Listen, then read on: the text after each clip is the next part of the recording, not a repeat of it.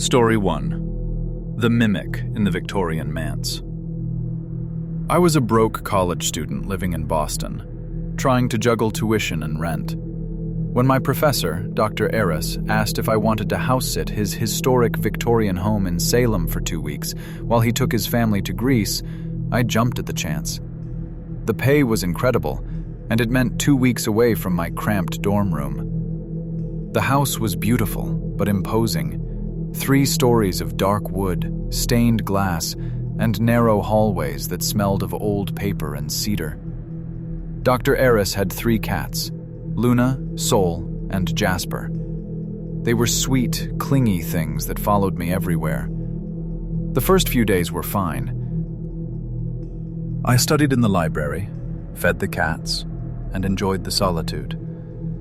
But on the 4th night, the atmosphere shifted. My boyfriend, Mark, came over for dinner. He's usually a skeptic, the kind of guy who laughs at horror movies. But halfway through eating pizza in the living room, he got quiet.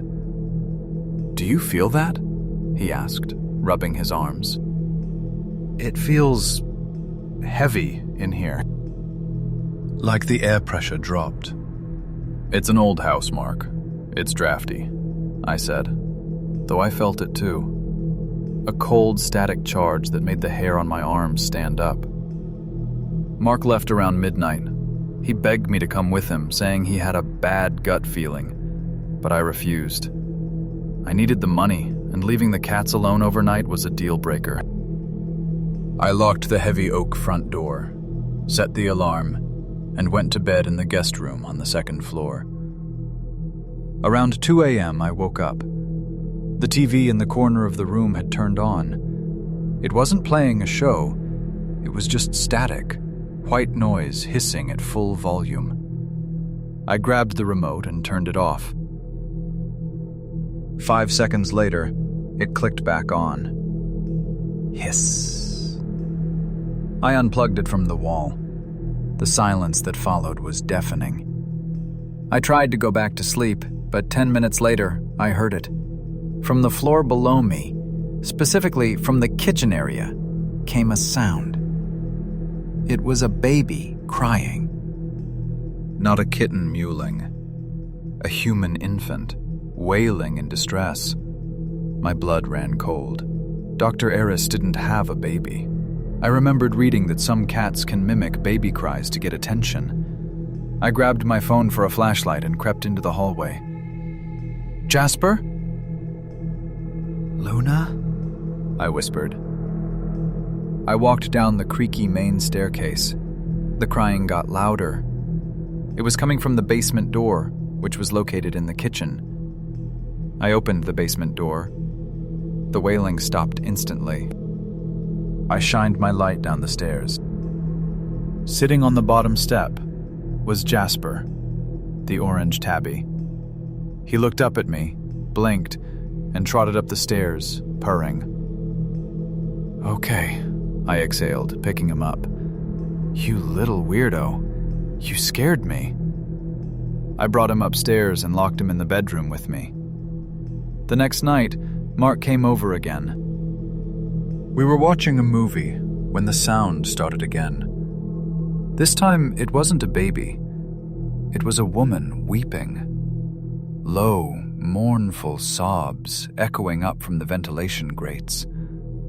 Mark paused the movie. "What the hell is that?" "It's the cats," I said, my voice trembling. "They make weird noises in the basement."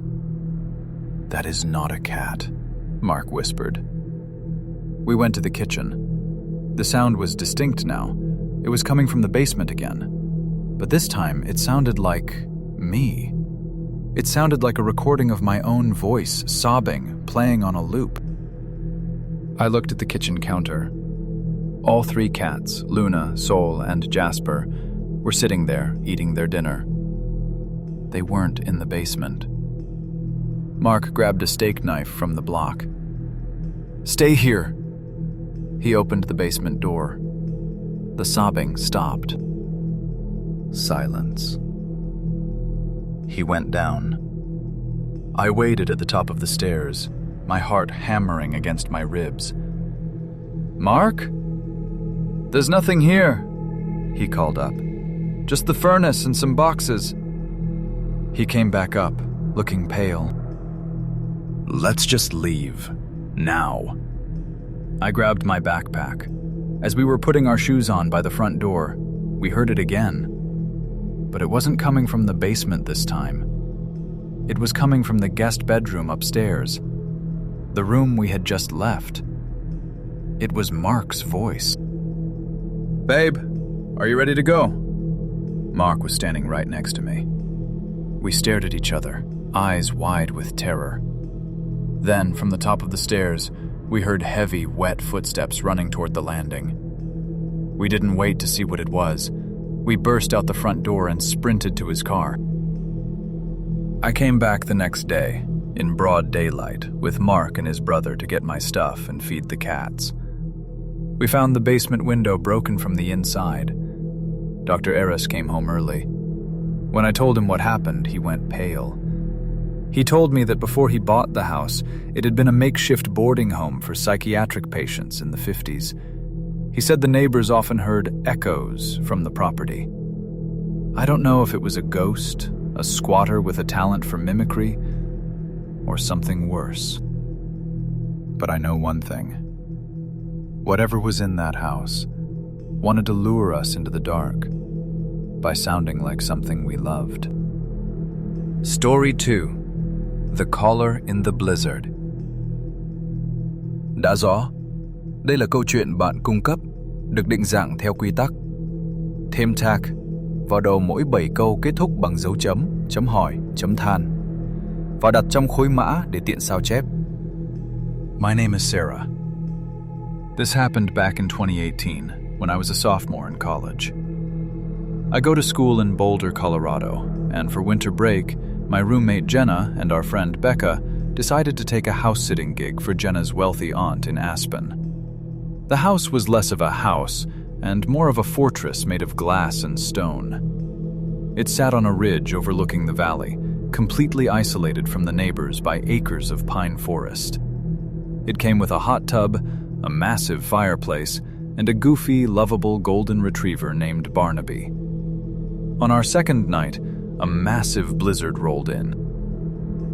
The roads were dangerously icy, and the wind was howling against the floor-to-ceiling windows.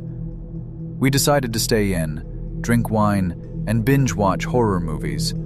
Ironic, I know. Around 11:30 p.m., the house phone rang. It startled us because, honestly, who has a landline anymore?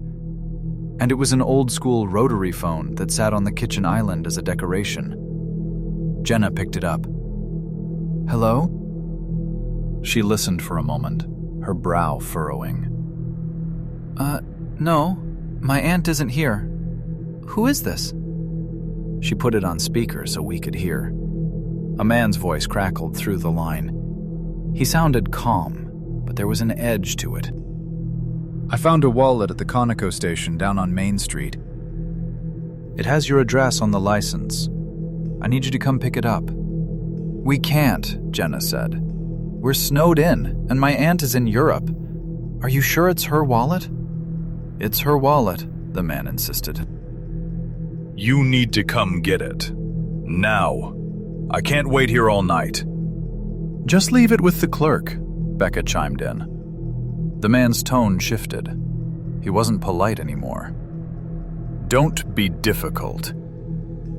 Get in the car and come down here. It's important." The way he said, "get in the car," sent a chill down my spine. It felt like a command. Jenna hung up. That was weird. Why wouldn't he just leave it? We tried to brush it off, but the vibe in the house had changed. We locked all the doors, or so we thought.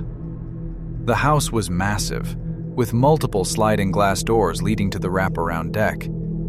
We moved to the main living room, which had a huge, sunken couch facing the fireplace.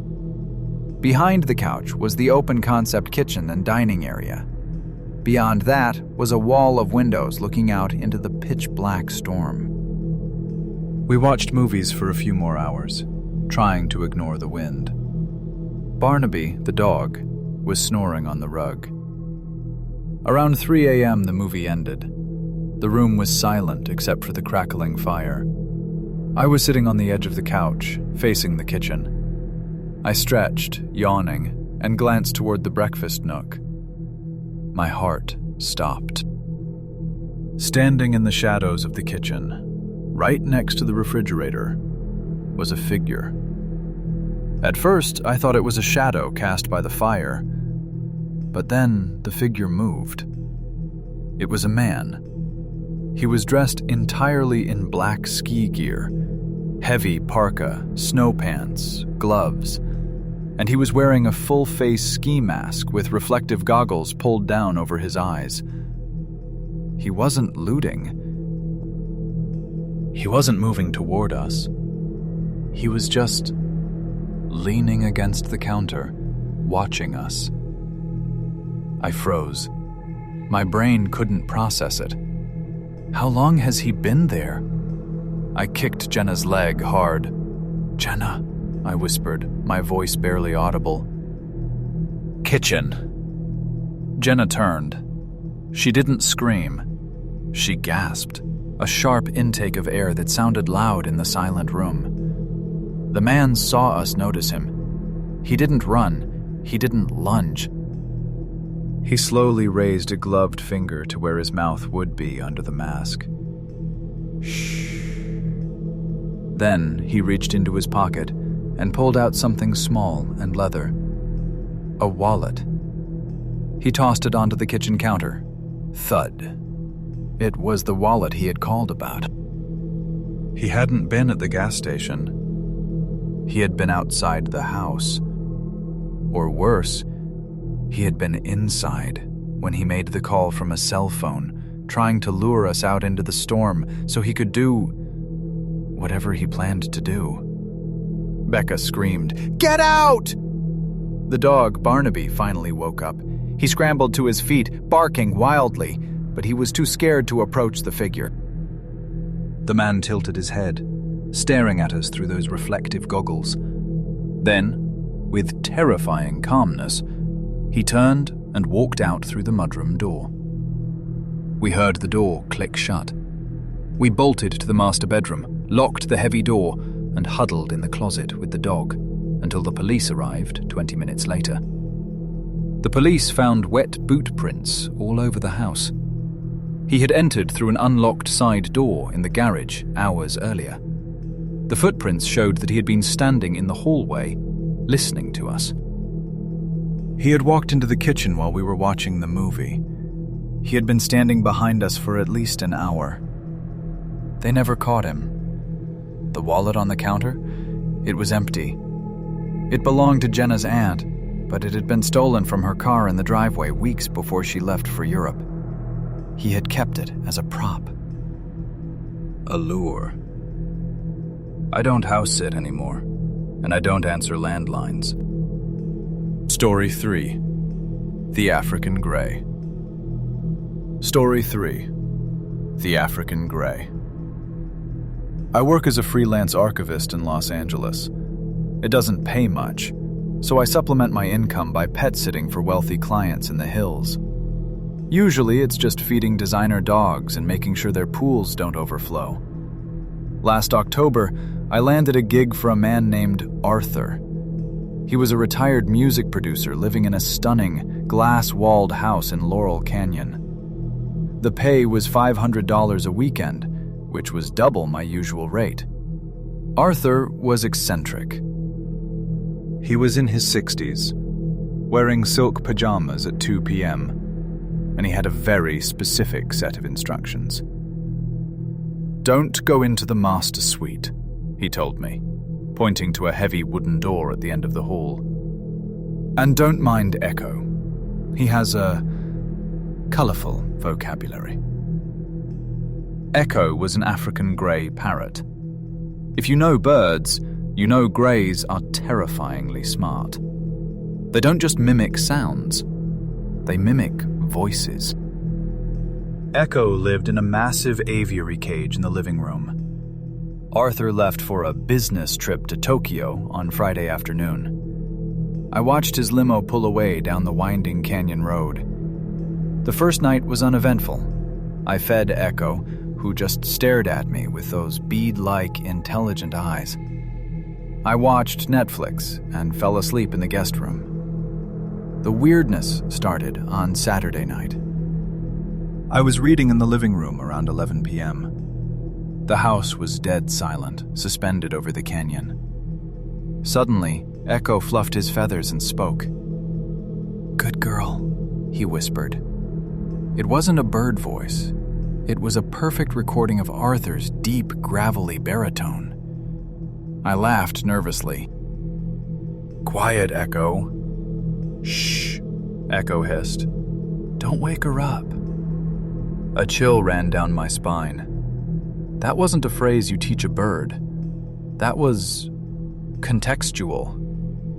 I covered the cage and went to bed. I locked the guest bedroom door, a habit from living in the city. Around 3 a.m., I woke up. I didn't know why. The room was pitch black. Then I heard it. The sound of a door handle turning. Jiggle. Jiggle. My eyes shot to my bedroom door. The knob was moving. Someone was trying to get in. I froze, pulling the duvet up to my chin. Maybe it's a draft? Maybe the latch is loose. Then, a soft scratching sound on the wood. My phone buzzed on the nightstand. The screen lit up the room like a spotlight. It was a text from Arthur. Arthur. Echo gets restless at night. If you hear noises, it's just the bird throwing toys. Go back to sleep. I stared at the screen. The timestamp was 3:02 a.m. If Arthur was in Tokyo, it would be the middle of the afternoon there. Why was he texting me the second I woke up? The scratching at the door stopped. I didn't sleep the rest of the night. Sunday morning, I was packing my bag, ready to get the hell out of there. I went to the kitchen to get coffee. Echo was agitated. He was pacing back and forth on his perch, bobbing his head. When he saw me, he started making a sound that made my stomach turn. Click, whir, click. It was the sound of a camera shutter, taking rapid-fire photos. Then he looked toward the hallway, specifically toward the locked master suite that Arthur had told me not to enter. "She's leaving," Echo squawked, again in Arthur's voice. "Stop her!" My blood turned to ice. The bird wasn't repeating old phrases. He was reacting to now. I looked at the master bedroom door. There was no light coming from under it. But I heard something. A floorboard creak. From inside the locked room. Then, a cough. A dry, stifled cough. Arthur wasn't in Tokyo. He was in the master suite. He had been there the whole weekend. I grabbed my keys and my bag. I didn't check the other rooms. I didn't say goodbye to the bird. I ran for the front door. As my hand touched the knob, my phone buzzed again. "Arthur, where are you going? The weekend isn't over." I threw the door open and sprinted to my car. As I fumbled with the ignition, I looked back at the house. The master bedroom had a sliding glass door that opened onto a balcony overlooking the driveway. The curtains were parted. Standing there, wearing his silk pajamas, was Arthur. He wasn't smiling. He was holding a camera with a long telephoto lens pointed right at me. I peeled out of the driveway, scraping the side of my car against the canyon wall, and didn't stop until I hit Sunset Boulevard. I went to the police. They did a welfare check. Arthur claimed he had come home early because his trip was canceled. He showed them flight tickets, probably fake or unused. Since he owned the house and I had a key, there was no breaking and entering. But when I got home and unpacked my bag, I found something that made me vomit. Tucked into the pocket of my jeans was a single gray parrot feather and a Polaroid photo. It was a picture of me, sleeping in the guest bed, taken from the doorway. The timestamp was 3:05 a.m. that morning. He had unlocked my door while I was paralyzed with fear. He had come in. He had watched me. And the only reason he didn't do more was because his bird warned him I was waking up.